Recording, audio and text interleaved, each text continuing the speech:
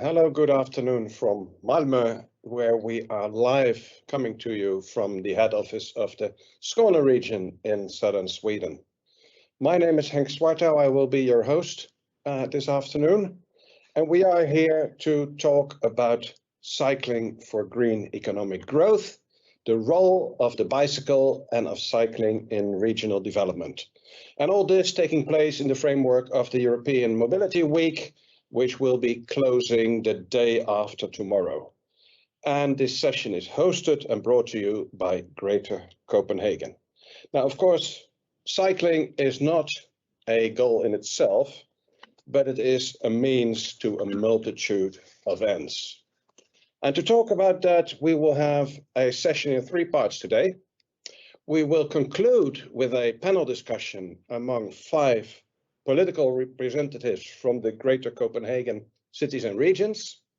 But to prepare and to inspire their discussion, we will first hear from 4 keynote speakers with different international and regional perspectives from Europe and beyond. After that, we will zoom in with 4 brief insights from the angles of tourism, business, research, and regional government. And after that, we will invite our 5 political representatives to discuss what they have been hearing. It will be a tight program because we have up to 13 speakers, but you're all invited to write your questions in the chat.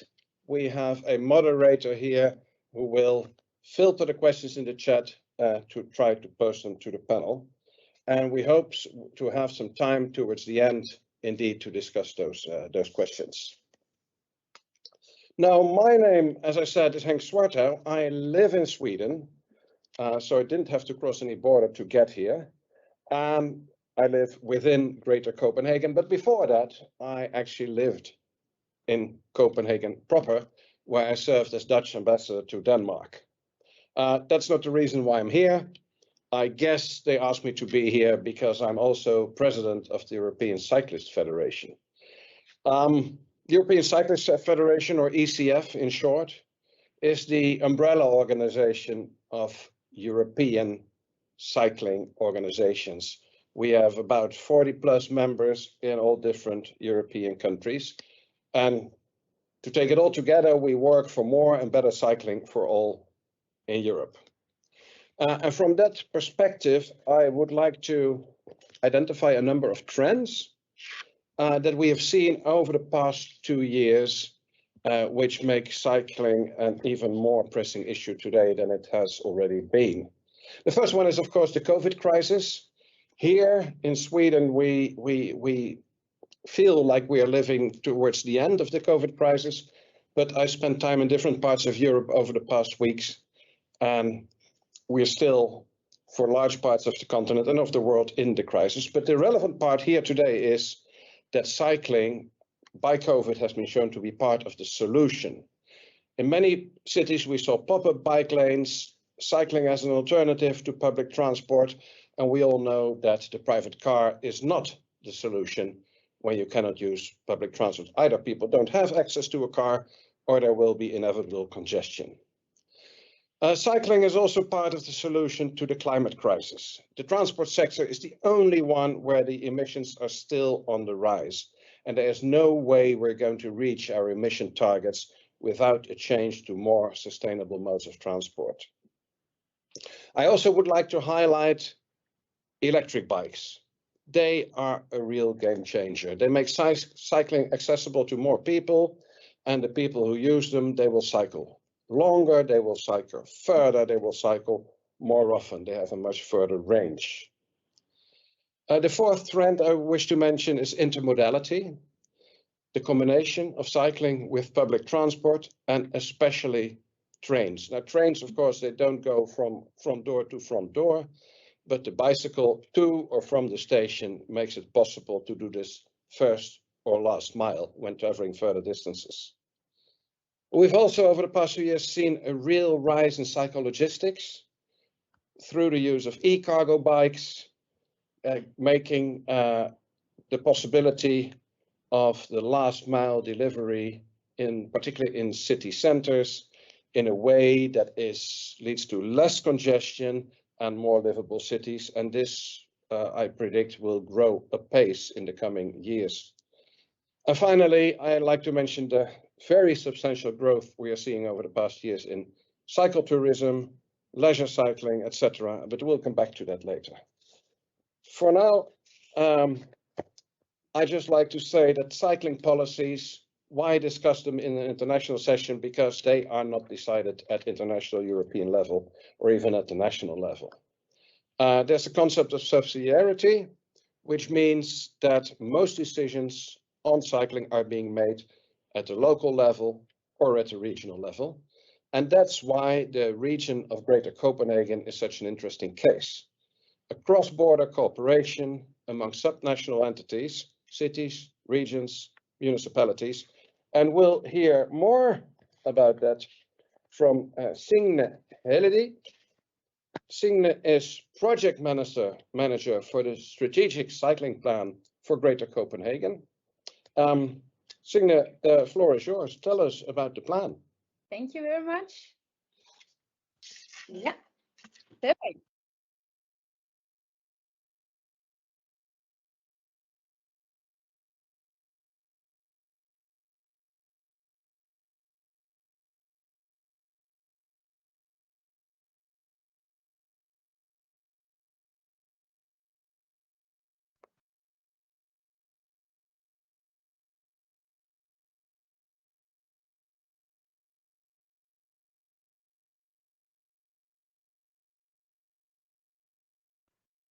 I don't think we're here. Can you hear me now? Yes. Okay. Greater Copenhagen is this part on the map, the orange map. It's a collaboration between 4 regions and 85 municipalities in the southern part of Sweden and the eastern part of Denmark. It's an organization that tries to promote growth and development in the metropolis area. And the ambition is to be this green and livable metropolis area. The population is 4.4 million citizens, and today every 5th trip is done by bike. But with the right tools, every 5th trip can be every 3rd trip instead. So that makes Greater Copenhagen a very interesting case when it comes to promoting a regional cycle. If you look at regional cycling, there is a lot of obvious positive effects. For example, if you get more people to use their bike, you will get a reduction in CO2 emission, a reduction in air and noise pollution, and you will also get congestion easing. Also, another obvious effect is that when you look at the health perspective, more people use their bike will get a lot healthier, and then you will have a reduction in mortality, and you will also get lesser sick days. So if you have all of these healthier people, it will have positive effects on the society, because people will be at work and they will not use the hospitals, and then it will have very positive effects on the social economic gains. But when you talk about regional cycling potential, you also have to remember the great potential if you look at green economic growth and development in a region, especially if you look at the increase in e-bike use, the consumption when you shop by bike, the cycle tourism consumption, and all of the jobs and employments in the cycle tourism and also in the bike industry. So the big question is, when there is all of this potential, how can we use it? And that is what we have tried to describe in the strategic cycling plan for Greater Copenhagen. The plan describes how the collaboration across regions and municipalities can use the cycle as a tool in regional development. The plan describes different initiatives where the cycle can be used to fulfill the ambitions and visions that Greater Copenhagen has to be this livable and green metropolis area. The initiatives is divided into 2 main themes. This is cycling as a driver of growth and the bicycle in the coherent transport system. And now we'll go through some of the content in the plan. If we first have a look at cycling as a driver of growth, there is a lot of potential by promoting bike or cycle tourism in Greater Copenhagen. Greater Copenhagen already has a lot of scenic routes, but there are much more potential to create this world-renowned cycling destination. If you have a more strategic and joint marketing and promotion effort across the regions and the municipality in the metropolis area. Bike tourism can play a huge role in promoting Greater Copenhagen as a green, livable metropolis area, and at the same time create growth in both the urban and the rural parts of the metropolis. Also, if we look at branding Greater Copenhagen as this livable green metropolis where businesses and people want to live, cycle knowledge also can play an important role. Greater Copenhagen is this perfect living lab with all of the cyclists. So here is that big potential to join science and real life to create a new cycle knowledge and also this internationally known bicycle know-how hotspot. Yeah. The second theme, the bicycle in the coherent transport system, describes different ways where the bicycle can be used as a tool in creating this coherent, flexible, and green transport system in Greater Copenhagen. And that can help support an integrated labor market in Greater Copenhagen as well. For example, it would be very beneficial for Greater Copenhagen to join forces across the regions and the municipalities, and together point out all of these strategic important links and connections that can help supporting this integrated labor market. Also, if you integrate these links and connections into already existing strategic and prioritized networks, you will also get better opportunities for funding. For example, if you integrate it with the Eurovelo network. The Eurovelo network is a recreational cycle route network across Europe. And in Greater Copenhagen, there are 2 Eurovelo routes, and some part of them are already a big success. But again, if Greater Copenhagen had a more organized cooperation, there is a great unleashed potential that can be fulfilled in relation to the Eurovelo routes. At the same time, it will also be very beneficial if you think the bicycle infrastructure and links into the Trans-European Transport Network, the TEN-T network. The TEN-T network is a prioritized network in Europe, mainly consists of roads, railways, airport, station, and waterways. So the TEN-T network also is in Greater Copenhagen.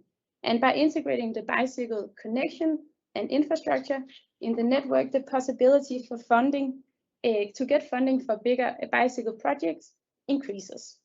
For example, we have seen several projects in the Netherlands where the bicycle infrastructure has been integrated in the TEN-T network and projects in that sense.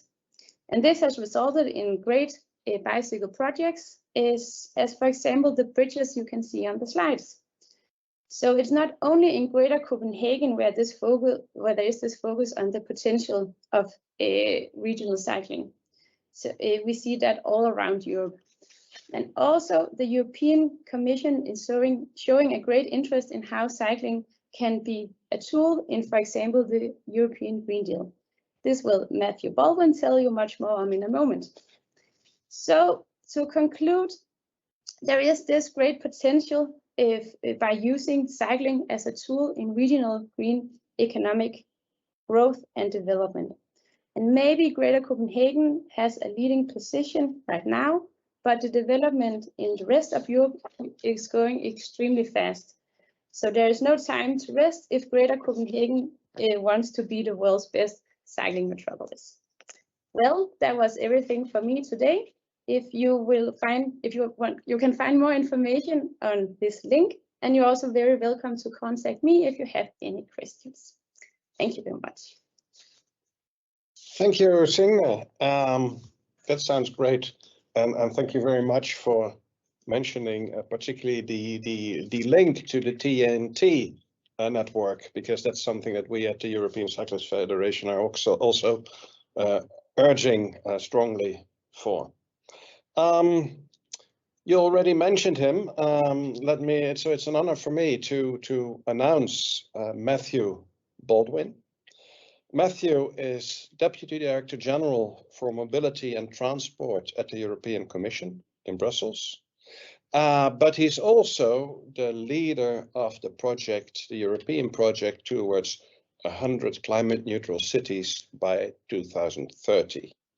Now, Matthew, Signe gave us the cycling potential for Greater Copenhagen. Can you give us the European perspective? How does cycling and what the region here is doing, how does that fit into the European Green Deal? And by the way, so good to see you on the screen ahead of me with that wonderful 30 sign behind you, which I hope that the cities in this region also will adopt in due time. The floor is yours, Matthew. Thank you, Henk, very much. I was tempted to say, after what you said about subsidiarity, the European Union has no role to play. But you quite rightly said that the regions and the cities of Europe should take the lead. And can I just say how absolutely fascinating it was to hear Signe's explanation of what's going on in Greater Copenhagen. It's a brilliant case study of how, I mean, we all talk about it in theory, don't we, Henk, all the time, including a couple of weeks ago in Lisbon, about how cycling can drive green economic growth. And there it is. And I was also really fascinated to hear you say, Signe, that about the unfulfilled potential. I mean, I get most of the rest of Europe, most of the rest of the world would say, well, cycling in Sweden and Denmark, that's finished, that's sorted, nothing more needed to be done. But you've pointed how much more work there is to be done. Of course, having a great chasm of water between helps drive planning minds to work through these issues. But also I appreciate you're not satisfied with your leadership. You want to run fast. You have to run fast to stay ahead. And I think that's bang on, because out here in Brussels, we're catching up. To ask your questions, Henk, more directly, how does it all fit in? You flashed up a picture there a moment ago, Signe, of Frans Timmermans. I'm sorry I'm not Frans Timmermans for all kinds of reasons. He has a much better beard. He's much more powerful. But he has really been pushing hard for the case for cycling. He and indeed others have described the European Green Deal as our new European growth strategy. And I think he too has been identifying cycling's place in that. Let's step back a second and ask ourselves why we're doing this at the European level. We need to reduce our transport greenhouse gases by 90% by 2050. We need to reduce all our emissions by at least 55% by 2030. There is no time left for hanging about. Everyone knows, I think pretty much everyone knows, we've got to get on with that. So we produced a new transport strategy called the Sustainable and Smart Mobility Strategy. It is pretty eloquent, I would say, on sustainable mobility, active mobility, and cycling in particular. For example, it talks about the need to double the provision of safe bike lanes across the European Union by 2030. But it is clear we are going to place some real demands on transport as a sector, as we have to. 1/4 of the emissions come from transport. It's the only sector that's growing. And again, to let you into a little clue, it's not from cycling where the emissions are growing. It's from one or two of the other modes, naming no names. So we're going to be placing intense demands on our system. Every mode must become sustainable. We must find sustainable alternatives where there aren't, where modes are not yet there in the short term. And we must incentivize those other modes. And I think that's crucial when we start to think about the role of active mobility, sustainable mobility, and of course, cycling in particular. One of the other commitments made in the Sustainable and Smart Mobility Strategy is to come forward with a new EU mobility framework. I'm sorry to throw all these terrible phrases at you. You must sometimes feel like rolling your eyes and saying, my God, another initiative from Europe.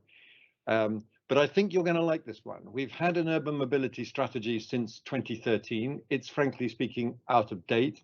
That's where we started pushing the case for these wonderful things called sustainable urban mobility plans, which often, always, I would say, feature cycling right at their heart.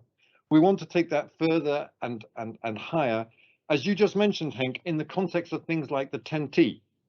We're trying to make the 10T network function better, both as a network, but also to make the endpoints of that network, the cities, what we call in our technocratic way, the urban nodes, much better functioning, both as the endpoints and the beginning points of the network, but also in themselves to create those cities as more livable, lovable spaces in which to pursue mobility. And it's not just about sustainability. Let's not forget two other crucial words: safety and equity. Safety, we all know, I think 70% of the people dying in our towns and cities are what we still call, probably wrongly, the vulnerable road users. As Bronwyn Thornton has said, we should start calling them the valuable road users because of the contribution that cycling and walking makes to cities. And equity is the other point. Somehow we've managed to get across the idea that, you know, it would be unfair to all these poor car drivers out there if they find it harder to drive in cities. Well, last time I looked, 50% of the residents of Brussels did not have access to a car. And a little tip, it wasn't the rich people in Brussels that didn't have access to a car, it was the poor people. 2/3 of the Berlin neighborhoods, of the poorest neighborhoods, don't have access to a car. So whose interests are we really serving? Equity is important. Sometimes cycling is seen as the preserve of the white metropolitan elite. We've got to break out of that and show how cycling for all, walking for all, sustainable mobility for all is the way forward.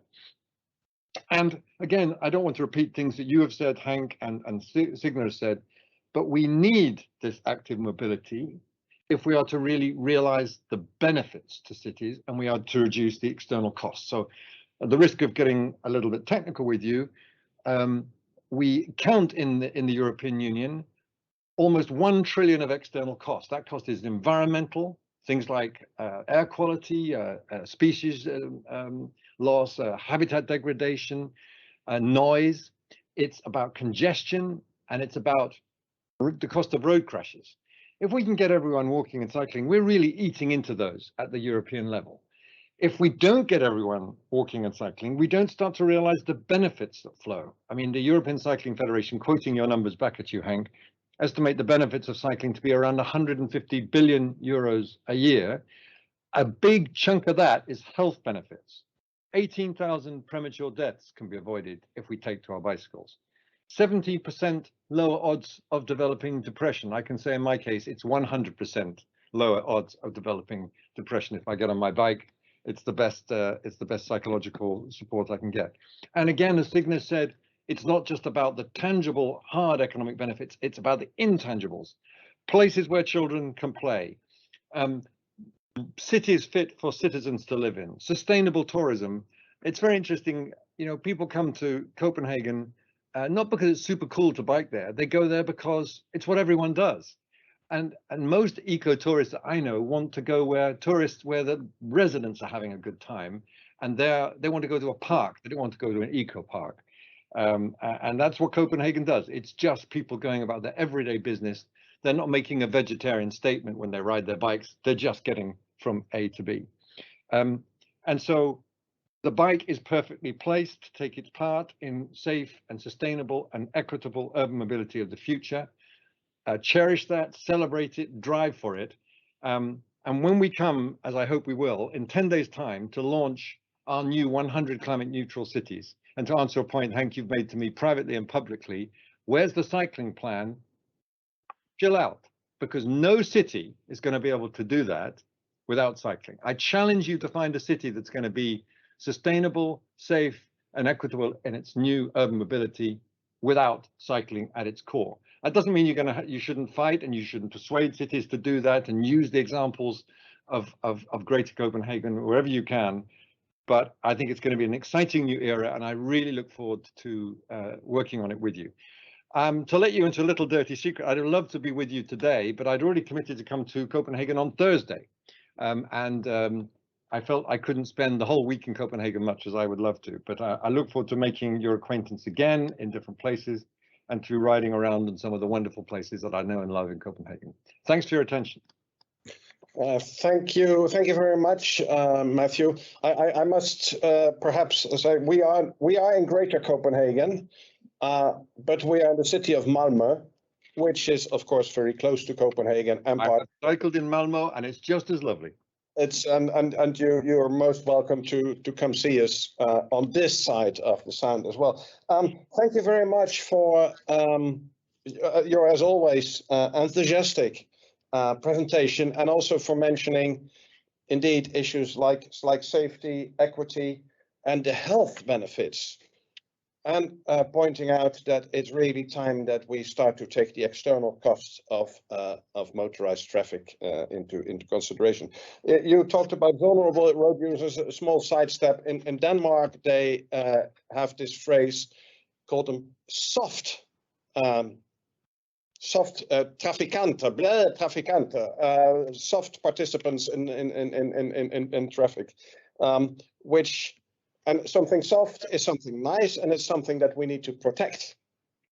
Not just because they are vulnerable, but because they are something positive. Anyhow, I have one question for you, because I don't think you can stay with us for the full event. I'm very sorry, I'd love to. I really can't. There is this risk, and it was a bit in what you said, that we are in a waiting game, that the EU, of course, it's the regions, it's the regional authorities and local authorities who do need to take action.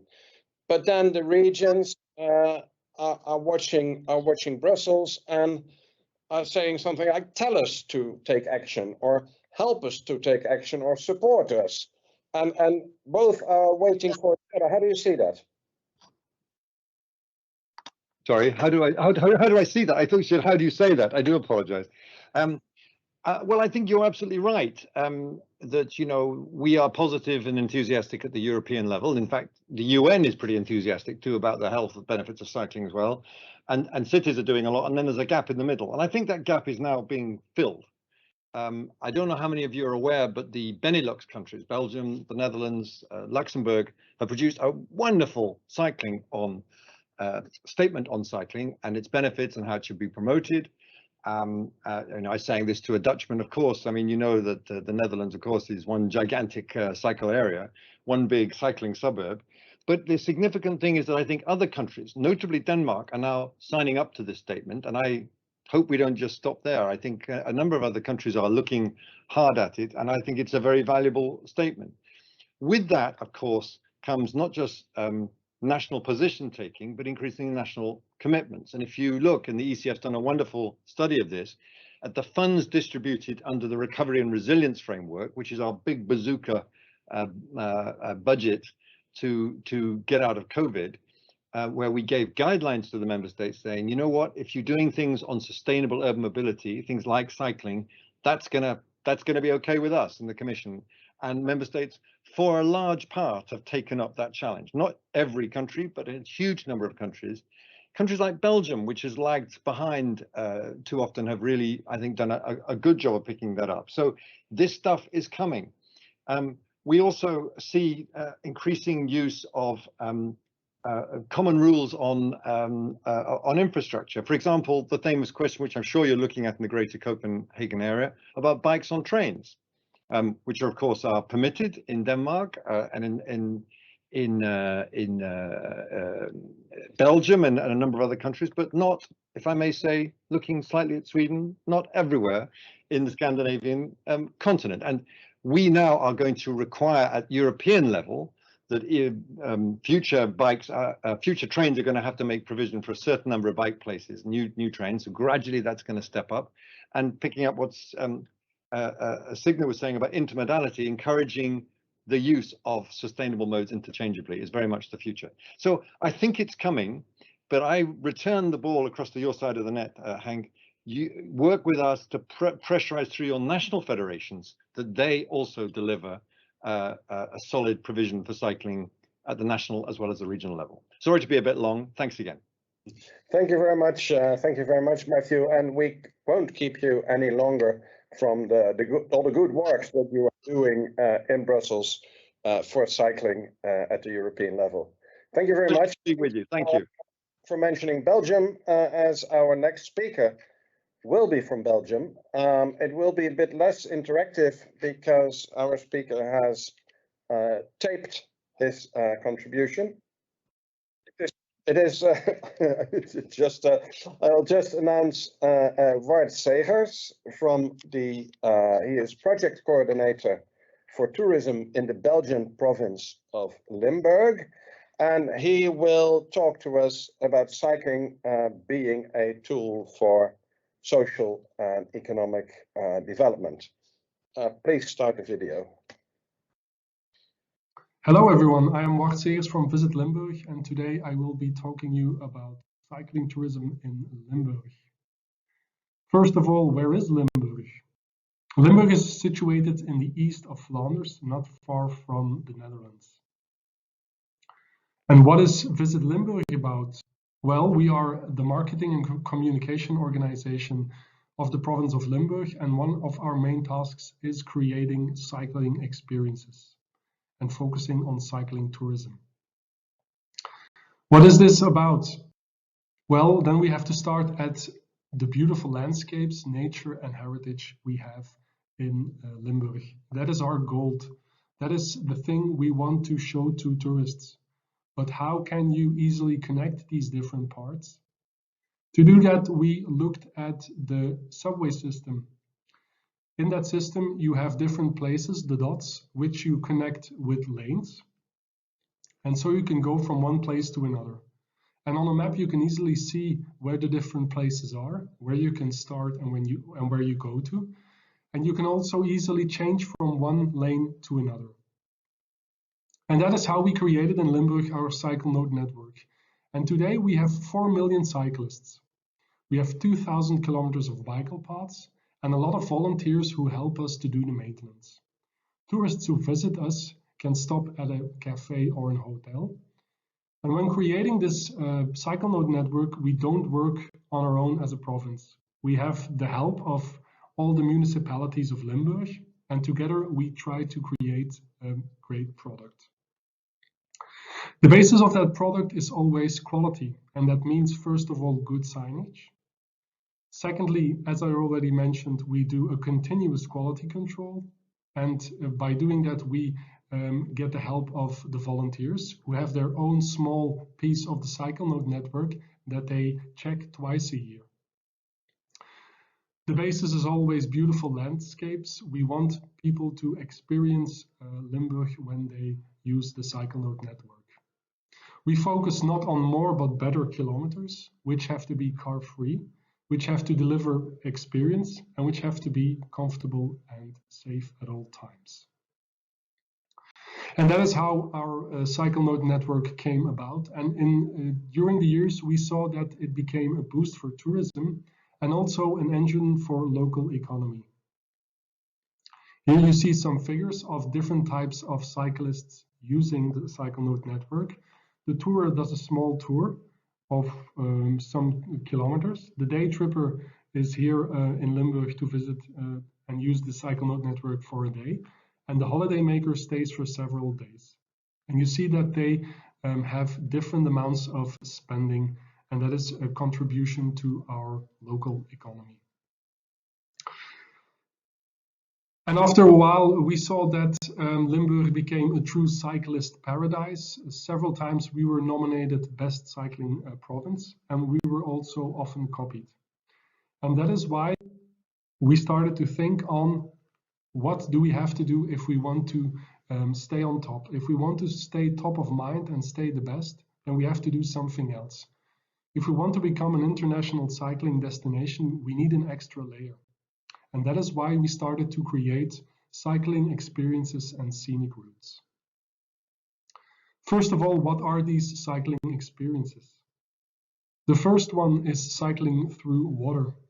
That's a cycle path through a pond in the center of Limburg.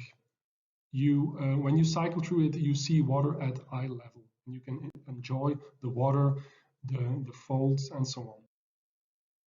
You see that it is open since 2016 with a lot of visitors.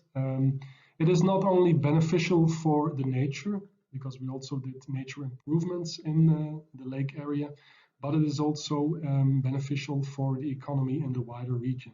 So cafes and hotels in the wider region saw an increase of income as a result of this experience. Also nice to mention is that in 2018, Cycling Through Water was part of the world's greatest places to visit of Time magazine. That was a very big honor for us.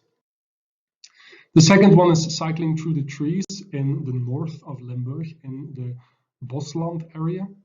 Cycling Through the Trees is a cycle path of 700 meters that takes you up 10 meters high between the trees. It's a cycle path that has been open since June 2019. You also see that it has a lot of visitors. And it's not only beneficial for economy, but also for nature. It was built in a nature-friendly way. And in creating the new forest area, nature was also taken into account. You see in several local and international design and architecture magazines that a lot of attention is given to cycling through the trees. Also on social media, you see a lot of coverage about it, and that explains and it shows the success of the cycle path. A third cycling experience that we have opened this year is cycling through the heathland, which has been opened in the east of the province. It is a cycle path of 4 kilometers, which takes you to the only national park Belgium has. And the top experience of that cycle route is the 300-meter long wooden bridge, on which you get a beautiful panoramic view of the national park landscape. Interesting to show also is the summary report of 2021 from Vlaanderen Fietsland.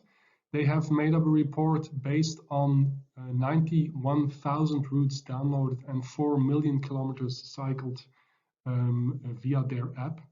And they came up with the result that Limburg takes places 1 and 4 in the top 5 of the most popular cycle nodes. You can also see that Limburg is the most popular cycling province and Maasland is the most popular cycling region. And these results show that creating these cycling experiences gives an enormous boost to cycling tourism in Limburg and in Flanders. The last cycling experience is cycling underground. This will be an experience that will be created in the south of Limburg. There we will create a cycle path in the marble stone caves, in which tourists can experience the humidity, the darkness, and the beautiful carvings and drawings on the walls of these caves. Next to the cycling experience, we also have scenic routes.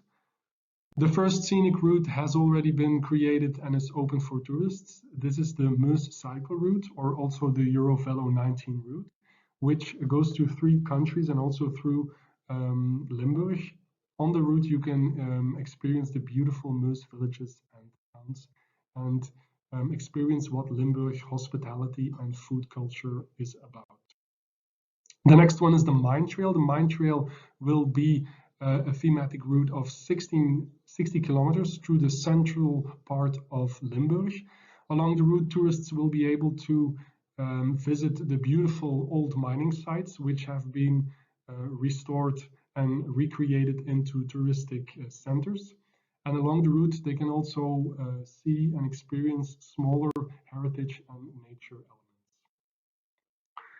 And by connecting that mine trail to the leisure lane in the Netherlands and the Venbaan, we will be able to create an international cycling route of more or less 300 kilometers. And in that way, people can experience the industrial heritage of a bigger region. The final scenic route is the Fruit Trail. The Fruit Trail will be a thematic route which will be created in the south of Limburg, in which we have a large fruit industry. Along the route, they will be able to see the beautiful orchards with blossoms in the spring. They will also be able to see a lot of heritage, art, and they can also experience what the food culture of the south of Limburg is about, with wine, with syrup, with a lot of beautiful food and drink to enjoy. Finally, I also want to mention the Flemish project Iconic Cycle Route that has been created. It consists of 9 long-distance routes with different teams that have been created throughout Flanders in a way to experience what Flanders is about. And 3 of these routes are also crossing Limburg. And we have connected our thematic routes to those iconic cycle routes so that we can also attract tourists who visit Flanders and in that way can come to Limburg. And in this last slide, you can see why we do all this, why we created these cycling experiences and these thematic routes. It's to become an international connected cycling area, which has a multi-layered cycle mode network on which tourists can experience the beautiful landscapes, the nature and the heritage and all that Limburg has to offer. The only thing I can tell you is come and visit us, and if you need more information, my contact details are below. Thank you and goodbye.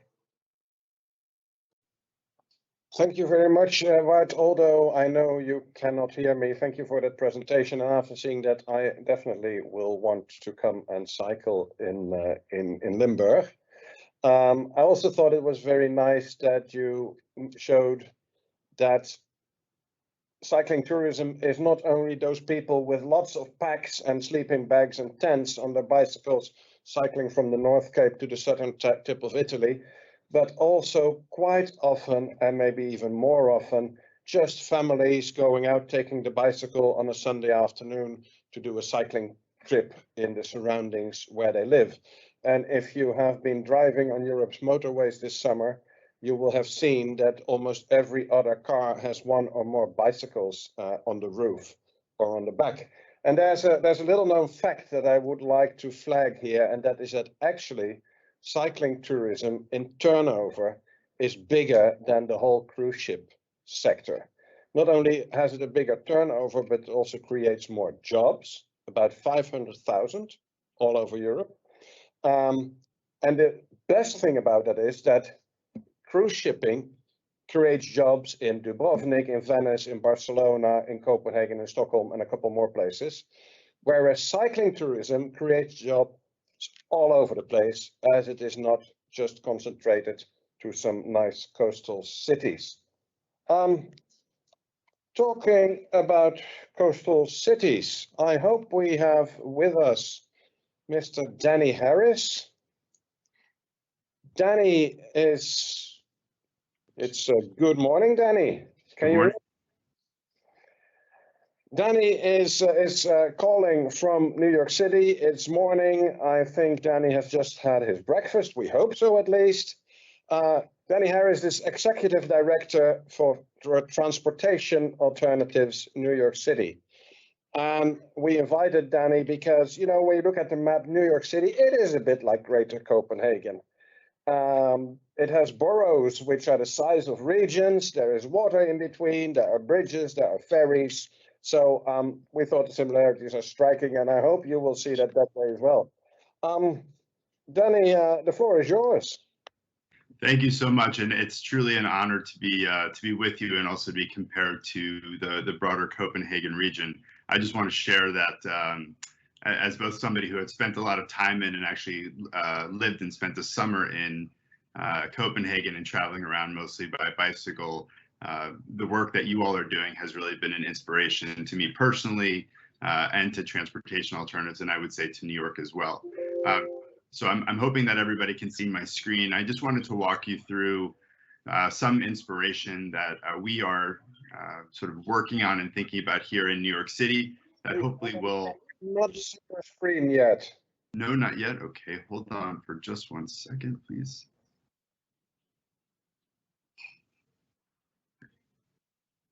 You know what? Let me just talk you through it. That'll be all right. Well, what I wanted to do was just sort of share with you as a starting point, how we think about the word normal, which I think is a really important construct as we're talking about bike infrastructure and our approach to our streets more general. As any of you who have been to New York, or as I'm sure you can relate in your own city, this notion of honking, congestion, pollution, traffic violence, all of these things we've internalized a bit as normal. I have a 2-year-old and a 5-year-old, and when they draw a picture of a sky, there's a sun and clouds. And when they draw a picture of a street, it's filled with cars parked. So it's really ingrained in our thinking of what normal is. And I think, as all of us know, this is not just abnormal, this is actually destructive to so many elements of our society. Transportation alternatives has been on the front lines of this work in New York for almost 50 years now. And the basic equation that we are trying to solve is a simple one, which is space minus cars equals quality of life. As all of you know, it's a pretty simple equation, but there's a minus in it. And so as we go to community board meetings and we talk to people, they want, addition, they want exponents, they want multiplication, which the reality is we get to in the quality of life side. And all that requires is by minimizing the amount of space that we devote to the movement and storage of cars, which, whether you are a religious individual or you're somebody, especially in the States, who, looks to the Constitution, there's no constitutional amendment, or at least religious doctrine that I have found, that suggests that you should have a 9,000-pound SUV and be able to park it wherever you want for free. But that still is so ingrained in our cities, and especially in the pushback to elected leaders. As we think about where we are in New York, and with a targeted focus on bridges, when the Brooklyn Bridge was built at the end of the 19th century, I mean, it was built to move people. It was built for public transit, for horses, for pedestrians, for cyclists. And in 1907, it was moving about 426,000 people a day. If we fast forward to its sort of celebration of the automobile, of the private automobile, it was moving less than a third of that by 100 years later. So it became more ineffective, more inefficient, and also really focusing on the privileged who were able to buy and own a car. AAA estimates that the average cost of car ownership in the US now is about $10,000 a year, which I imagine is probably less than what it is in Europe, especially as it relates to gas prices. So it is expensive, but less than it should be. Specifically, when we're talking about what the significance of bridges, not just sort of the metaphorical meaning of what it means to connect places, but when you look at even just the connection between New York, Manhattan, and Brooklyn, there are 4.3 million residents who live between those two boroughs. As a metropolitan area, it is bigger than LA and would be one of the 8th largest economies in the world. So this is serious when we're talking about, and I think all of us, none of us here are just talking about bikes. We're not just simply talking about tools. All of these are pathways to opportunities, pathways to public health, pathways to sustainability, pathways to livability, to tourism. So quite simply, this is a pathway to connect two of the largest economic drivers in our country and in the world, and give people more sustainable and efficient and fun tools about getting around. New York, obviously, is a city that is built around water. Unfortunately, like too many places, we have turned our back to it.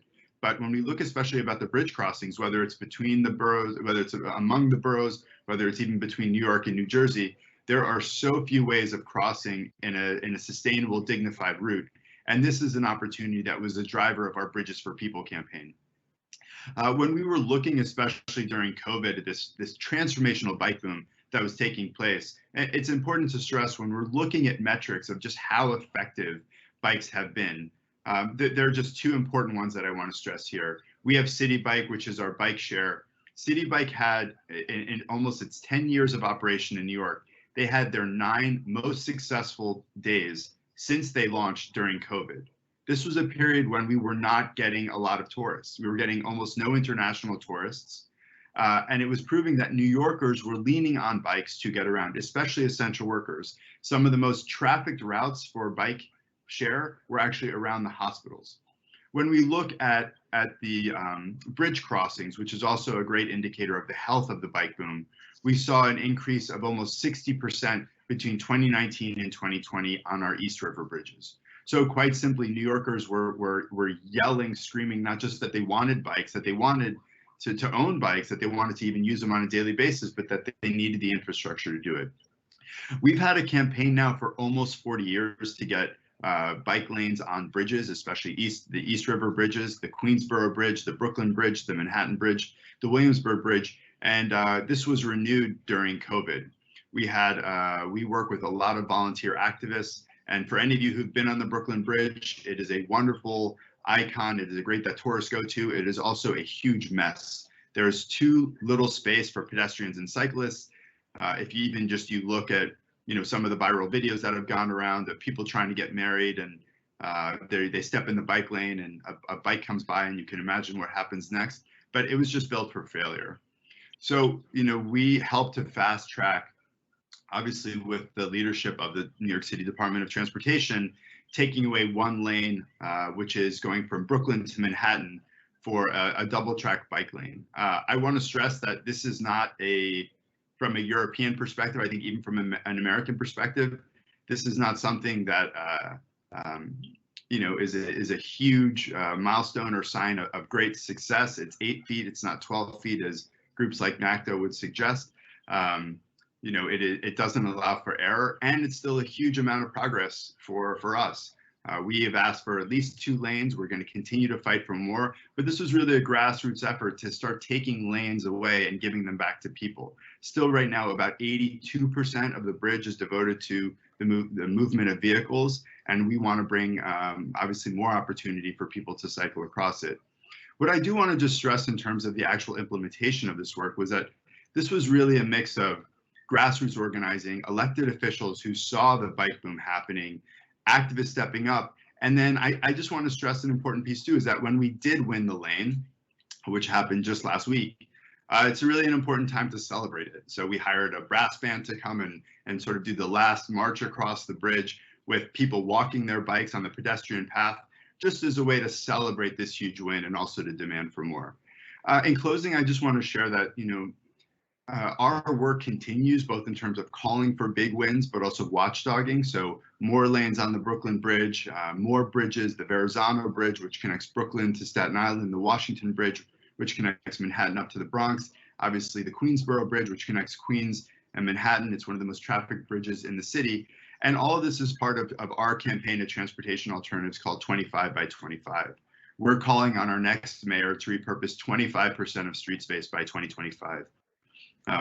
As all of you know, asphalt is an asset and we are squandering it, especially in a place like New York, where 75% of our street space is devoted to the movement and storage of vehicles. For us, streets need to be a pathway to recovery, a pathway to opportunity, a pathway to environmental and racial justice.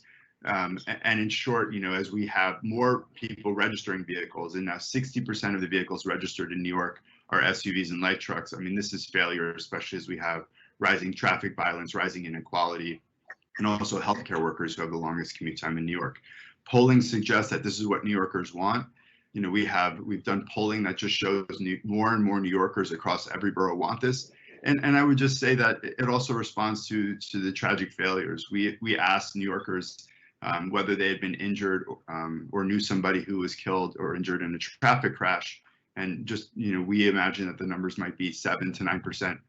30% of New Yorkers have been injured in a traffic crash. 70% know somebody injured or killed. Those numbers get higher if you're Black, if you make under $50,000, if you're over the age of 50, and half of all residents of Staten Island, half of all residents have been injured in a traffic crash, and almost 88% know somebody injured or killed. So this is really an issue that touches almost every aspect of New York and really just speaks to the failure of leadership to prioritize people over cars. So that is our pathway forward, and I'm just so grateful to be with you all today to share some of the work we're doing and to learn from all of you. Thank you. Wonderful. Thank you very much. Thank you very much, Danny, for this inspiring talk. There are 2 sides to it. We always say that in New York, things happen and then 10 years later they happen here. Well, in some cases, we really hope they don't happen. When you mentioned the 60% SUVs and light trucks being registered, we really hope that we won't get the same trend. On the other hand, where you are introducing bike lanes on bridges, that cannot arrive early enough. We have only one bridge in the region here. It's a combined rail motorway bridge. I don't know about a cycling lane on that bridge, but we also have a ferry, and you take your bike for free on the ferry. So that, and then when I asked the ferry company, why don't you advertise that it's for free? Then they answered, well, because we don't earn anything on it. So we advertise it here. Thank you very much. I'm now turning to the next phase of the program. We have heard from Copenhagen, the great new Greater Copenhagen cycling plan, the European perspective from Brussels. We have heard from the tourism development in the Belgian province of Limburg, and now from New York City. I think those talks were very inspiring, but now we really have to start zooming in on Greater Copenhagen. But before we start the panel debate among the political representatives, we will briefly hear some views from people who actually work daily on this issue in the region with different angles, different viewpoints. How are they going to use cycling to make Greater Copenhagen really a green growth metropolis? We will hear about tourism, about business, about research, and about administration. For tourism, it will be Mats Werner, who will also tell us about the Swedish cycling cities, where he is a member of the board. Jesper Høyde-Stenbæk is Chief Executive Officer for Transport and Infrastructure at the Danish Chamber of Commerce, Dansk Erhverv. Anna Niska is a researcher who works at the Swedish National Road and Transport Research Institute, VTI Cykelcentrum. And Richard Gullstrand is Deputy Director of Regional Development of the Skåne region. Welcome to all of you. Please switch on your cameras, but stay on mute until it's your turn to talk. You all have 3 minutes, and I'll try to be very strict. The first up will be Mats Werner, who is actually here with us in the studio. The floor is yours, Mats. Thank you, Henk. My name is Mats Werner. I represent the Swedish cycle cities, and we are an organization for strength the cycling in Sweden. 34 communities in Sweden are members in Swedish cycle cities, and all the members represent 4.8 million inhabitants, so nearly half the population. We work in 3 areas. Exchange of knowledge. It's very important for us to increase the knowledge and competence between the members. Cooperation. We do things together, learn from each other. Public opinion. We work towards government and national authorities. I will give you some examples of what we are doing. We work to make it easier to build cycle lanes beside roads in the countryside and beside railways. It must be possible in Sweden to cycle against the traffic on a one-way road. Today in Sweden, you must pay tax if your employer supplies you with a bicycle. Take away that tax. As for cars, we will decrease the base limit in the cities from 50 to 40 kilometers per hour. It is important for us in Swedish cycle cities to have many members, so we can influence the governmental and national authorities to change regulation to make it easy to cycle. If we, Swedish cycle cities, are successful in creating better infrastructure for bicycle, this will also strengthen the cycle tourism and health. That's the short what we are doing. Thank you very much. Thank you very much, Mats. And that was indeed very, very concise. May I welcome Jesper Høyde-Stenbæk. Jesper, of course, we know each other from the Danish cycle political think tank. It's very good to see you again with also your beautiful building in the background. Please tell us about cycling and business. Yes, and cycling is indeed also a part of business. And it touches actually on all the areas that's been addressed in the previous statements, and which I've followed very interestingly. For instance, tourism. A lot of bike tourism bike tourists needs to eat. They need to sleep somewhere. They need to get directions to where they need to go, and that also is actually a business to, and many people have small businesses that support that, and that's a beneficial side effect of cycle tourism, if you like. And we also have, now with the strengthening batteries and the better bikes, we have cargo bikes in Copenhagen and many other places in the world, which are slowly emerging as a viable alternative to driving vans and trucks around in the big cities where they get caught in congestion and don't actually cannot produce as much as a viable cargo bike can. And that's both two-wheel cargo bikes at about 100 kilo, three-wheeled and three-wheel bikes. And we see that as a great future for that. I can come to with examples, but I only have 3 minutes. If somebody asks me, I can certainly tell more about that because we're very excited about that. It's logistically sound and it's good for the environment. And finally, commuting. A lot of our businesses are placed in the center of cities, and it's certainly a fact that employees who come to work on a bicycle are both healthier, happier, and actually more, because they cannot get caught as much in congestion. They are not worried all day about, can I get home? Can I pick my children up at where they are? And can I buy supper and make supper for the family when I get home?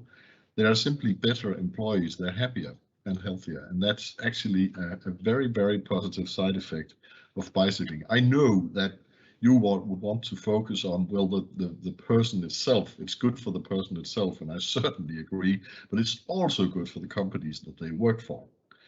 So it's all in all, bicycling, especially in the big cities, are a positive business case in many occasions, and we support and all the initiatives in Denmark and in Sweden to strengthen the infrastructure so it gets easier to to use the bicycle for work. And lastly, I can say the range of the bicycle with the new batteries, also for personal transport, is rising. You're getting much. You can live further away from a city and still comfortably commute to work in a city, and that means it's getting more and more relevant also to use bicycles for the daily trip to and from work and to shopping and other things. And we're happy about that. It's of course most important that it's good for the single person who does it, but it's also, I can assure you, good for the company that they work for. Thank you very much. Thank you very much, Jesper. It was maybe a bit more than 3 minutes, but you had a lot to tell us, and you did so very well. And I especially appreciate that you made the connection between cycling and happiness. I mean, who gets happy out of the subway or out of his car after having been in the traffic jam? But when you get off your bicycle, you are happy, you arrive happy at your destination, and well, let's not go there. Thank you very much. I will pass the floor on to Anna Niska from VT Cykelcentrum. Good to see you again, Anna. The floor is yours. Thank you. Nice to see you too, Henk. Just briefly short to tell you about the Swedish Cycling Research Center. It's a national knowledge center for research and education on cycling that was commissioned by the Swedish government in 2018, and the center is coordinated by VTI. VTI is the Swedish National Road and Transport Research Institute. And I have the honorable and, might I say, sometimes somewhat challenging task to be the director of the center. We have mainly 3 missions. The first is to achieve a long-term knowledge building within cycling.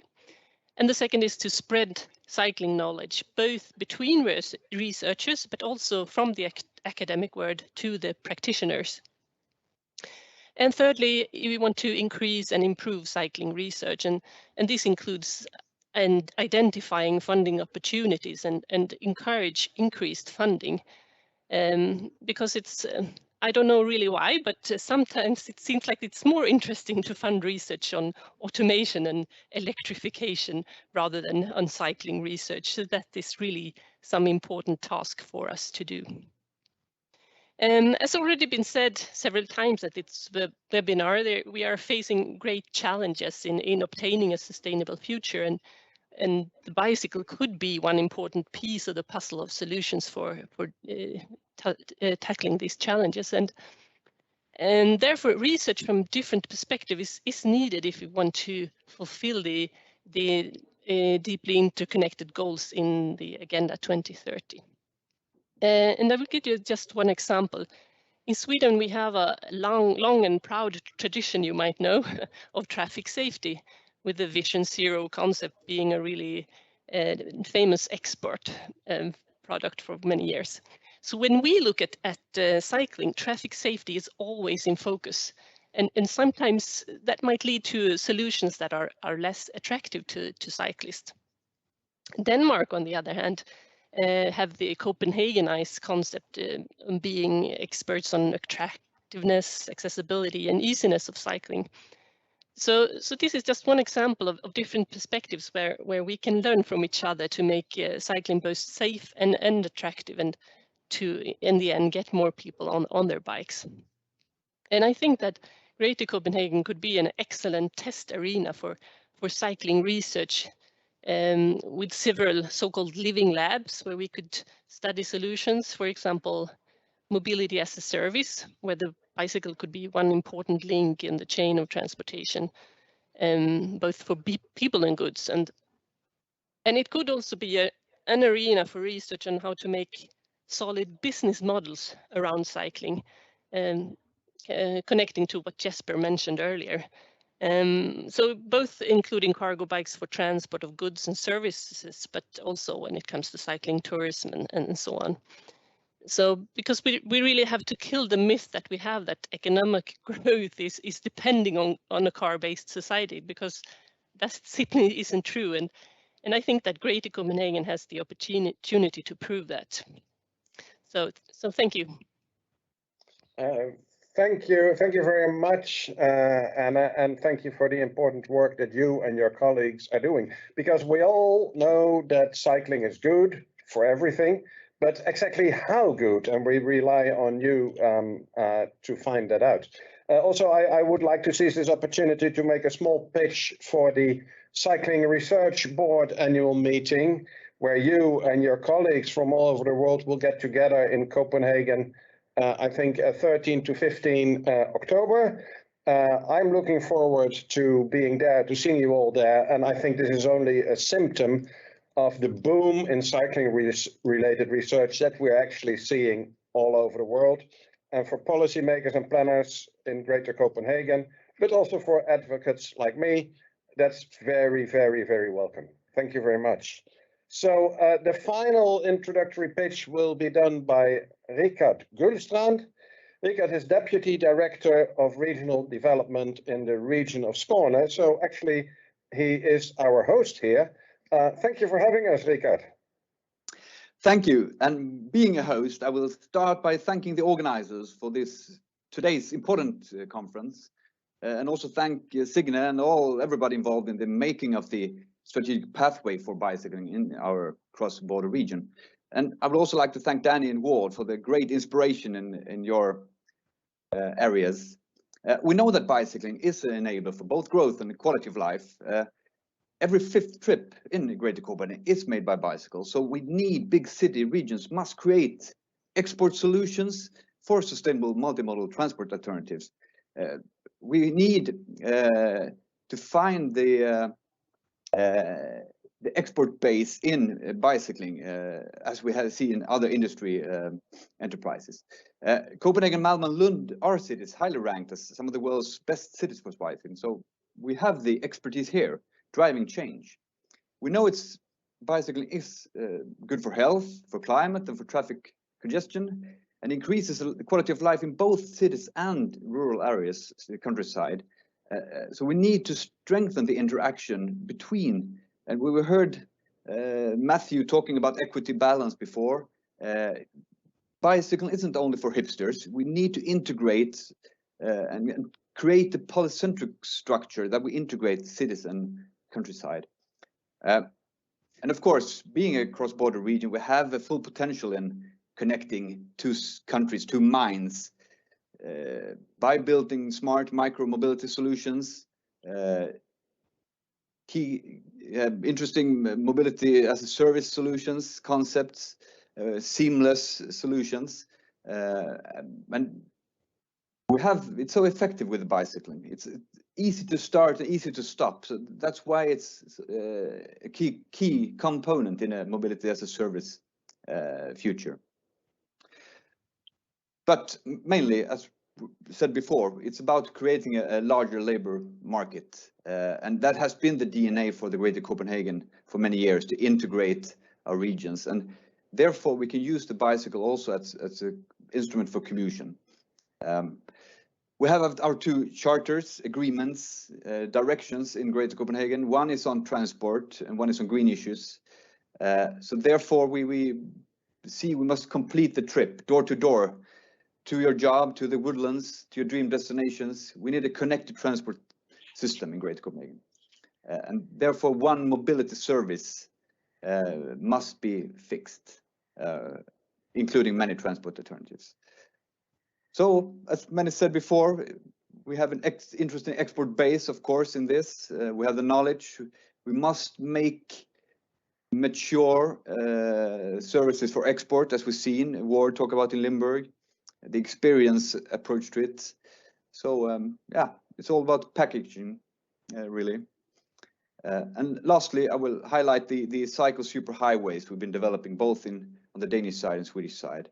It's about point-to-point commuting, and that is really interesting how we can also connecting the dots cities. So thank you very much. Thank you very much, Mikael, and thank you also for mentioning the cycle superhighways, which haven't really got enough mention today, but which are, of course, an important tool to bind a region together and to bind the cities and communities in a region together. And we're looking forward to also have them in the future cross-regional or between two regions. Now, finally, what we all have been waiting for is to hear what the people who are taking the decisions, our political representatives, how they are going to deal with the issues that we have raised here today. So let me welcome here Mikael. I don't see. There's Mikael. Mikael Rubin, who is mayor of Trelleborg, a city along the south coast of Sweden.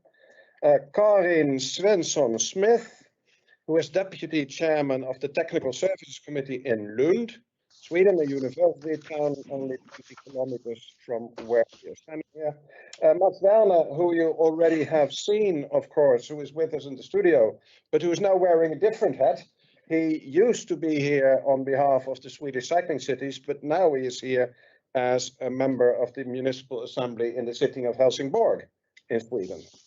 From across Öresund, we have Jens Mandrup, chairman of the traffic committee in the capital region of Denmark. And finally, from a bit to the north, Helene Andersson, and there's no mistaking where she's from because it's in big letters behind her. Helene is deputy chairman of the region executive committee in the region of Halland, a coastal province in Sweden with a wonderful touristic bike trail, the Kattegattleden, along its coast, and for me a special place as my wife is from Halland. But that's not relevant here. I would like to ask the members of the panel what inspiration they have taken from the presentations that we have seen from the different parts of the world, but also from the different angles that were just presented. And maybe we should, shall we go? Well, no, that's too complicated. I thought going north to south. Well, let's try and see where we end up. So, Helene, what are your takeaways from what you've heard today? Hello, everyone, and thank you very much. I take the inspiration of we work very hard, that we have to, many people go by cycle to their job, to their studies, and so on. But I take the most important inspiration I took was the region of Limburg. how you can use the nature, their different places, and take there by bike. I thought it was very interesting. Thank you. Wonderful. So we move down a bit, then we come to Mats, I think, in Helsingborg. I also agree with the last speech here, and the Limburg was very inspiring because they made cycles lanes across a sea, and it was very inspiring. And you see that here together you get a lot of inspiration to make new solutions. You don't think in every day in Helsingborg, but I think that was very interesting. It's a new way to address the problems, to find ways for cycling. Thank you much. We go a bit further south and we end up in Lund. Karin. Well, my inspiration partly comes from New York City, and I can see that change is possible. You've made a great change there, and our big challenge is to get people realize that they themselves, together with us politicians, can and must transport ourselves without fossil fuels. I think that people in general are aware of the climate crisis, but it's a risk that people either get paralyzed or not know what to do. And we as politicians have a duty to serve the citizens with the infrastructure that's needed to fulfill the cycling potential. And the only thing that is needed is courage enough to put away the parking spaces for cars in the streets, to get the space enough. The asphalt is already there, and contrary to electric cars, everybody could afford to go by bike. And I think the big pressure should be on us. And I like the concept of supercycle stroke in Skåne.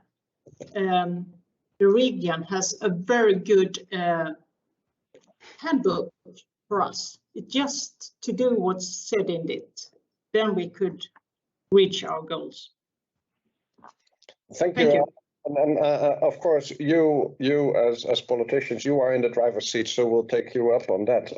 Before going further south to Mika, first we just go west a bit. Jens, what's your takeaway?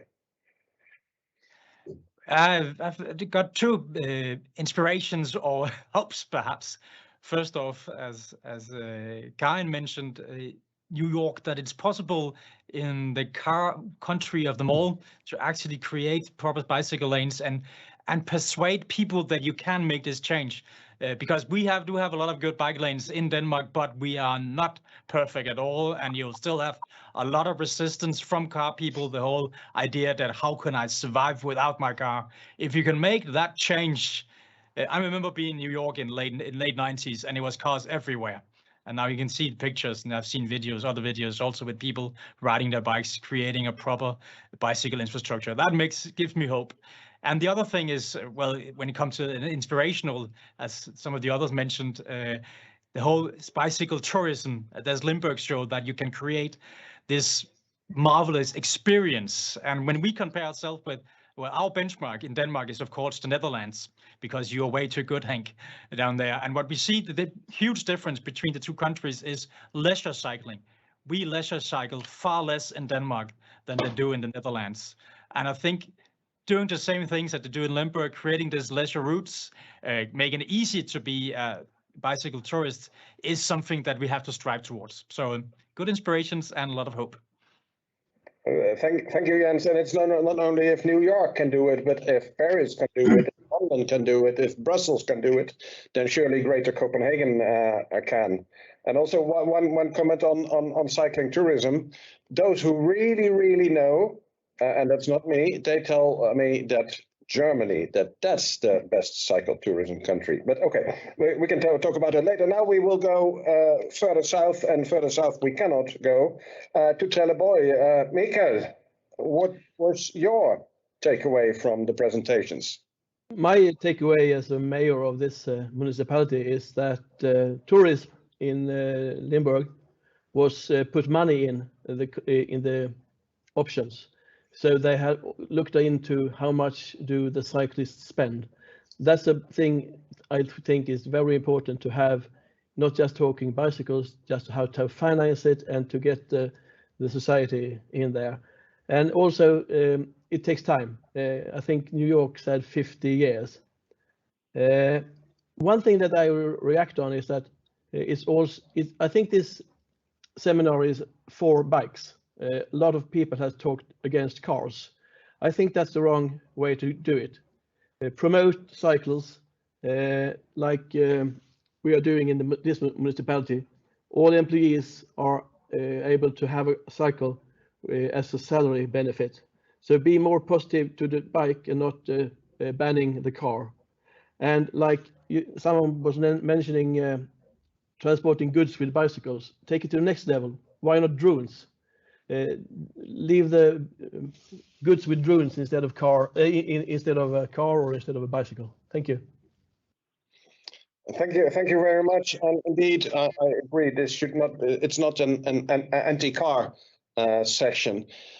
We are here to promote cycling. But as I said early on, cycling is not a goal in itself. We do it for the environmental benefits, the health benefits, the social benefits, and the livability of our cities and our regions. Now, of course, we have Greater Copenhagen. It's a cooperation between cities, regions, municipalities, and the Greater Copenhagen Cycling Plan will be presented to the board of Greater Copenhagen on Friday this week. So in 3 days, in 3 days' time. I don't know if any of you is on the board of Greater Copenhagen. Well, I am. You are. Okay. Tell us what's going to happen on Friday. We're going to take decisions regarding a very, very good plan. And one of the things that is most important for Trelleborg is the public communications, being able to bring the bike on public communications. Because this municipality needs to have the bike on the bus or on the train to be able to take the cycle all the way to job.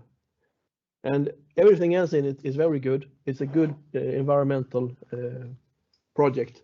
Now, next step is just to do all the things. So it's not just ending up as a plan or a strategy, that we also, in all the members of Greater Copenhagen, will do things that are in the plan. I don't know whether you're already logged in, but there is also here, I see a risk that you will all be waiting for each other. One region is watching the other region, the cities are watching the region is watching the national government, and in the end, everybody ends up waiting for one another, and nothing happens. What do you think we can do to break through such an impasse? Karin? I like to start. 10 years ago, I tried to plan for a cycle highway Malmö-Lund, and we have it in our plans, and some of the municipalities, especially Malmö, has done their job, but we others have to step up, because I think you need a showcase. The motor highway between Malmö and Lund is full. The trains are full, the buses are full, and you have to have another way of traveling between Malmö and Lund for job, for tourism, and for leisure. And if you have a very good infrastructure cycle highway, I think this would make a showcase that could inspire in all the region. And as we go to Copenhagen and see good things and want to do them at home, I think we have our own duty to statue and have new examples of how we could make a comfortable and easy way of going by bike. You have to have more space. And sometimes you couldn't have that space unless you take away the space for cars. But sometimes you have space otherwise. But if you have to choose, you have to choose in the right way, otherwise nothing would happen. Thank you, Karin, and thank you for taking the responsibility. I see Jens raising his hand, and I would encourage all of you to react to one another. The less I speak, the better it is. But first, Jens. Speaking about sorry, I couldn't hear you, Henk, but I'll talk anyway. What we did in the Copenhagen capital region was actually taking the initiative, even though as a region we are much more limited in our action possibilities compared to the Swedish region. So we made our super cycle highway secretariat, financed that, and then started persuading the municipalities, getting them to sit together, agreeing on standards, because you cannot try to imagine building a highway, a car highway, and then a part of it going through one of the municipalities was sort of, you know, a gravel route, because that municipality wouldn't spend the money of that. That was very important to realize that cyclists want the same quality as car drivers and buses and etc. You know what I'm talking about. So what we focused on was standards and making plans, and then trying to get the municipalities to commit. And I think the Swedish regions have it a bit easier because you're allowed to spend money another way than we have. You have more money also, so you can sort of persuade easily, getting municipalities, bribe them, to be honest, a bit more to get them on board, because we know it works. We have the hard data in Copenhagen, Greater Copenhagen, and the Danish part of it, that it works. You look at the Farum route, you got 40% rise in the number of cyclists, and we didn't do that much. Actually, it was primarily promotion that make more people ride on their bikes. And of those new people on bikes, I think it was around 15 to 20% came directly from cars. Finally, something that helped when it came to congestion. It helped. It was excellent. So the data is there. It's just we need to act on it. And I think it's very important that we need to do it the same way as some of you mentioned, seeing Greater Copenhagen as one unity, as one employment market also. So don't make our own solutions, but make the same solutions. And when it comes to the Swedish side, I don't think people care that much if they're traveling between Region Halland or Region Skåne. They just want to know what is a supercycle highway. So do something about it. Act. Don't wait for the other ones. Act. Just as I think, just as everybody knows what a motorway is, everybody should know what a supercycle highway is. Mikael raised his hand when Jens started speaking. I don't know whether that's still valid, Mikael. It is, if it's possible. Sure. I think all transportation is connected. If we have more trains, we can have goods on the train. We don't have to have the lorries on the highway, and part of the highway can be used for bicycles. So it's a long journey, and we also, when we build new urban areas, as we are doing in this municipality, we need to arrange for not having cars parked there. I think in a couple of years we have self-driving cars. Why build a new urban area with parking lots? Let's have cycles there instead, but connect them more. I think the way to get more bicycling is to get goods on train. So train is the option for bicycles. Maybe a long run, but I think that's how we need to do it. Thank you. Yeah. Thank you, Mikael, and thank you for mentioning the new cities being built, not needing parking facilities. And a side effect of that will also that the housing and the construction cost will become cheaper, and housing will become more accessible, and that's something we need in our cities. I first go to Mats, and then I saw also Helene raising her hand. Mats, please. Yes, want to say some words. Helsingborg was announced to be the third best cycle city in Sweden. And I think it's important here to say one of the reasons that we have been so successful in building good environment of cycling in Helsingborg is that we have a political unity to make it possible to build this way for make it easier to cycle. So that's very important. And we have, for example, rebuilt our main street through the whole Helsingborg with new lanes and wider pavements, and also with the electrical bus line goes across. And finally, we had a base speed limit in Helsingborg is 40 km/h. Earlier it was much higher in some areas. So this time saving, if you go by car into the city, if you compare with bicycle, is not so big any longer. Thank you for the words. Thank you much, Helene. Yes, thank you. We made for 2 years ago a study in Region Halland and made a cycle planning for Region Halland.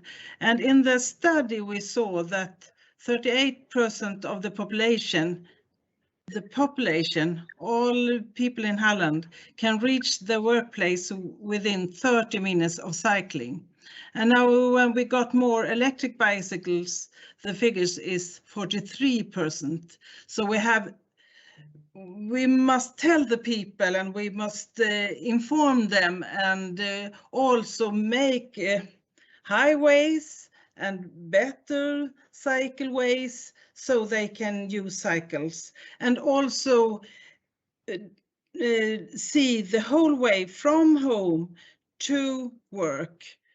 If I go by cycle first and then I go by train or bus and then to work again, so it's easy. Even if I not take the cycle with me on bus or train, I can have some stations for my hoodie or my clothes, so I can leave them on the station, maybe.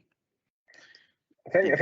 I saw Jens raise his hand, but I want to ask Sissel here in the studio whether we have questions from the chat. Yes, we do. Because we also like to hear from the people who are watching you and listening to you. So I have one question from Marie Kostrup, who is the bike planner of Copenhagen, the city of Copenhagen. And she has a specific question to Anna Niska. Okay. Because in Denmark, the government is talking about making a new knowledge center in 2022. Does Anna Niska have any recommendations in how to make that in Denmark? Anna. Oh, yeah, that was a very difficult question. Well, I was listening to all the speakers here, and one thing that I noted was that it's really good to have data and to have really strong facts. So for all the measures or the initiatives that you take, you should set aside a percentage of money to do evaluation. And that could be a good starting point for a research center in Denmark, that you could have this pot of money to start with and to do the evaluations in relation to the initiatives taken. Maybe that's also a question we can put to the political panel here. Do you have the feeling that we need more data, more research? Do you feel that you have all the information you need for your decision making? First Jens and then Karin. Short answer is no, we don't have enough data, and we see it in the decision making when it comes to municipalities and also our road traffic authority, which are the ones responsible for roads and bicycle lanes. They make decision based on what you used to do, how we do it all the time, and they do not really try to think in a new way because they lack the data. And when you go to Germany and especially the Netherlands, you see completely different solutions when it comes to traffic that promotes bicycling that you don't see in Denmark because, well, we're not used to do it this way. So they're making decisions not based on data, but based on habits, to be honest. So the need is there, and I think it's even worse in Sweden because you don't have that's as strong a bicycle culture. We at least have the advantage that most of our traffic planners and engineers, they are cyclists. They used to use the cycles so they can see when you make bad and silly solutions. But still, even in Copenhagen, I see solutions, especially with traffic lights, where it's based on we prefer this way and not the best possible way, and which annoys me a lot because when I ask them, I don't get good answers. So data is very important. Thank you, Karin. I agree on that, and you can compare to when the car culture evolved. Is especially in Sweden, you spend a lot of money on which infrastructure is best and how do you make the car more safe and so on. And if we want to have a share and fair possibility for cyclists, to make themselves comfortable, and how we should make the infrastructure best for them. We need standards, but the standards, how do you have fast cyclists, the old ladies cycling, children cycling, parents cycling with the children to school? You have a very big need of how do you make safe cycling so all these categories of cyclists could feel themselves comfortable to go from A to B. You have to take away that parents are driving with their children to school to make them safe. That's very bad for the society, for the children, and even for the parents. And we have to break that. And you need data to do that. So much more money for cycling research. I think everybody agrees, and it's interesting that at least here there's an area where Sweden seems to be a bit ahead of Denmark, cycling related, where it's often the other way around. Is there more from the chat, Cecil? Yes, there is. There's another question that's asking whether or not Greater Copenhagen should go completely nuts and go and make history by making a cycling and pedestrian bridge only between Sweden and Denmark. Oh, wow. That's what you call visionary, right? And if such a bridge is ever built, it probably is built where the sound is at its narrowest. Isn't that true? Hopefully. We worked many years for a bridge between Helsingborg and Helsingør. But a bridge just for cyclists and pedestrians? Perhaps. We ask Denmark, they have to make a decision too. Well, I would say, well, we're looking at Jens then. But I would say that the main concerns on the Danish side is heavy traffic being attracted by a motor bridge and infrastructure complicated for a railway bridge. But a pedestrian and cycling bridge, that shouldn't be too big a problem, or is it, Jens? I would think it would be great. It would be absolutely excellent, but I also know how the political climate is in Denmark, and it's not probably not viable right now. A huge step would be just making it easier to bring your bike on the Øresundstrain, and perhaps even building an additional bike lane on the sound bridge. That is, if you ask me, the biggest mistake when it came to the sound bridge, that we did not think a bicycle lane into the building of it, because it makes so much good sense. A good thing about that is when we're now building a new bridge from Falster to Zealand, there is included a bicycle lane, but we forgot it in the big bridge projects in Denmark, unfortunately, because it is, of course, realistic. You can see the distances people are willing to travel on bike if you have the infrastructure is there. A bit windy across the bridge, of course, but not impossible if you want to do it. No, and particularly not with an electric bike, as we discussed before. Are there more questions, Cecil? We have time for. I think we have time for one more. Yes, there's one more from Flemming Nielsen, and he's asking whether or not the Cycling to Work campaign that we have, at least in Denmark, I think there's also one in Sweden, right? Mm-hmm. Could that be spread out to all of Europe? So this is a more, think as a European question. Yeah, it may be difficult for the panel to answer, but there are, of course, cycling to work schemes in different countries. Anybody wants to reflect on this, and you may want to include fiscal measures, fiscal stimuli. Jens. Yeah, exactly. I want to spin it a bit because it would of course be a good idea to have these campaigns in all of Europe. That makes sense. But we can't look at the Greater Copenhagen perspective, especially fiscal incentives, I think is very important. The way we have it now in Denmark is hilariously bad. I'm self-employed between being a politician, and it is better business for me to take my own car to meetings than take my bike, because then I get around 3 kroner and 80 euros per kilometer. If I take my bike, I get 50 euro per kilometer. And I have to say that I've got a very old car that cost almost the same as my e-bike, but the system is still based towards car drivers. And I think we should change that to reward people taking their bikes, especially because it says so much societal benefits of it. When it comes to congestion and health and all, you know, I'm speaking to the choir, preaching to the choir, but it makes so good sense to look at the financial incentives. And of course, get rid of what you mentioned, perverse incentives. Jesper, is this something you would want to comment on? Yeah, if that was me, yes. Well, I've noted. I would also love a bridge across also for pedestrians and bikes. And I have actually cycled across the bridge when it was opened, and it's easy. You can and that was not an electric bike. You can easily do that.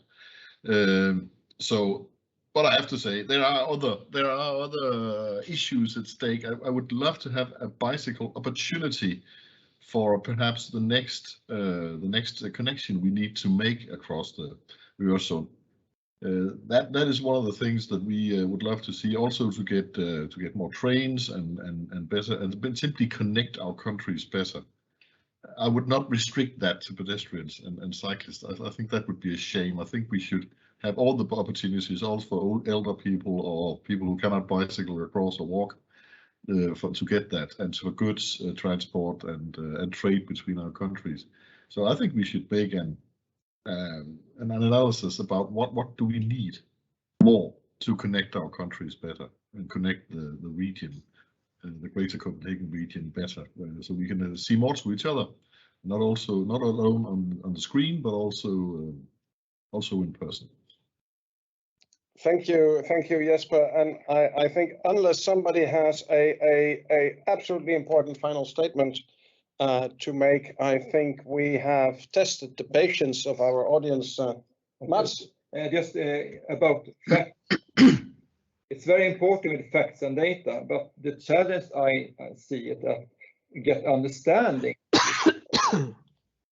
As you said earlier here in this forum, that the health is very, very important for everybody. And if you cycle, you get better health. But get the understanding for that from the cars, who drives cars every day, is very, very hard. So I think it's a challenge for us to persuade them to cycle. Finding this word from change from the car to cycle. So I think that we have to think how we should do that campaign. I think that's a reflection. Okay, well, I think that the researchers can come up with something like every time you take the bicycle instead of the car, this will add so many minutes or hours to your life expectancy. I think maybe that data is even available somewhere. Anyway, we have to wrap up because we have tested the patience of our audience with a 1 3/4 hour event, which is as long as a football match, including the break. So thank you very much. A couple of takeaways that I would want to mention is that all of you basically have mentioned the potential of tourism and leisure cycling. Cycling is not only about getting to work, getting to school, doing errands, but is also about relaxing and living the good life. The other takeaway is the importance of data, the importance of research, the what in Swedish you would call it underlag for decision making. I just cannot find the English word, but you have to base your decision making on evidence, on hard facts. There is a clear appetite among all of you for regional cooperation as embodied in Greater Copenhagen, and we really hope that the board will adopt and promote the Greater Copenhagen Cycling Plan on Friday. And a final point I wish to mention that this kind of cooperation across borders, there is also a financial incentive because it really facilitates the access to European funding. Thanks to all our speakers and all our participants. You can find the Greater Copenhagen Cycling Plan and the recording of this whole event on the link that is on the screen, and you may need you take some time to copy because it's quite long. Don't forget all the dashes. Thanks to all of you who have tuned in. Thanks to all of listening, and thanks much for coming to the studio in person. And thanks for the team here who have not been on the screen, but I can see them. And on behalf of all of you, I thank them for the effort. The session is closed. Thank you very much.